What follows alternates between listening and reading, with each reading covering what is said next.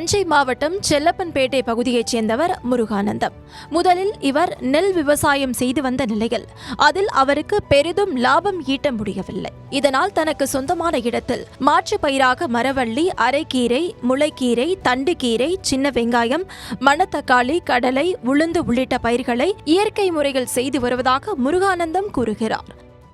எனக்கு ஒரு 15 வருஷமா எல்லாமே எனக்கு நான் படிப்பது 10வது தான். அதனால் 10வது படித்து முடிச்சுட்டு அதிலேருந்து நான் விவசாயம் தான் பண்ணிகிட்டு இருக்கிறேன். எல்லாமே இயற்கை முறையில் தான் நான் செய்கிறேன். எனக்கு நல்ல மகசூல் இருக்குது, பரவாயில்ல. இந்த இயற்கை முறை என்னென்ன பண்ணுறீங்க? இயற்கை முறையில் பஞ்சகாவியத்தில் தான் சார் நான் செயல்படுத்துகிறேன். எல்லாமே கீரை, முளைக்கீரை, தண்டுக்கீரை, அரைக்கீரை, மணத்தக்காளி, வெங்காயம், கடலை, உளுந்து எல்லாமே இயற்கை முறையில் தான் நான் செய்து வருகிறேன். தொடர்ந்து இவருக்கு சொந்தமாக உள்ள 10 ஏக்கர் இடத்தில் இந்த இயற்கை விவசாயத்தை செய்து வரும் முருகானந்தம் தனது சொந்த மாடுகளை வைத்து இயற்கையாக பஞ்சகாவியம் தயாரித்து வருகிறார். அதோடு மாடுகளுக்கு தேவையான உணவு வகைகளையும் சொந்தமாக தயாரிக்கும் முருகானந்தனிடம் 10 மாடுகளும் ஆடுகளும் உள்ளன.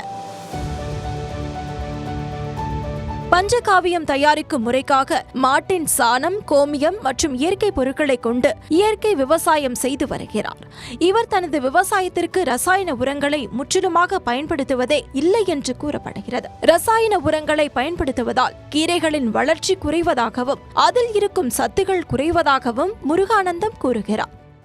இதில் பஞ்சகாவியம் நானே என்னோட சொந்த முறையில் செயல்படுத்தி வருகிறேன். எப்படி செய்றீங்க? அது ட்ரம்மில் கலக்கி சார், பெரிய ட்ரம்மில் கலக்கி தெரியாததை தெரிஞ்சுக்கிட்டு நான் எனக்கு தெரிஞ்ச வரையும் நான் பண்ணுறேன்.